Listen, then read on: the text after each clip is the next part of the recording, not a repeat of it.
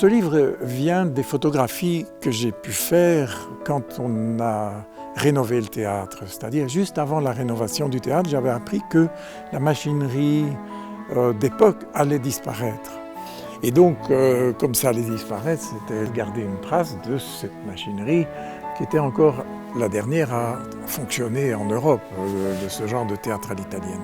Il y avait des belles matières, il y avait des architectures extraordinaires avec ses poutres, avec ses cordages, avec ses passerelles. Pour moi, c'est un univers fascinant. Le format carré, c'est mon format de prédilection. C'est un format qui me convient parce que ce sont des images qui ont une sorte de stabilité. Mais j'ai travaillé alors aussi en noir et blanc et en couleur. Le noir et blanc surtout parce que c'était toutes les structures, les charpentes, tout ce qui était lié à la machinerie ancienne. Et la couleur plus par rapport au rouge et or qui est typique du théâtre à l'italienne. Voilà des films mais encore installés, ceux-là. Pascal Joris est un des techniciens du théâtre, mais je l'ai connu au moment où je faisais les prises de vue parce qu'il a déjà, lui à l'époque, il travaillait sur cette machinerie avant qu'elle soit complètement rénovée et qu'elle disparaisse.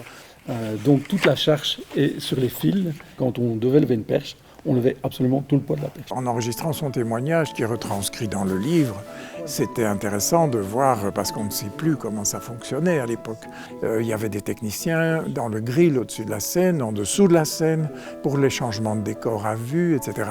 Ce qui actuellement est impensable. Ou alors, comme il l'a fait... Quand André Soupart est venu me trouver, j'ai trouvé une relation, en tout cas dans ma ligne éditoriale, par rapport à la photographie, mais aussi par rapport à l'architecture. J'aime beaucoup ses photos, donc j'ai eu un coup de foudre pour ses photos, c'est clair.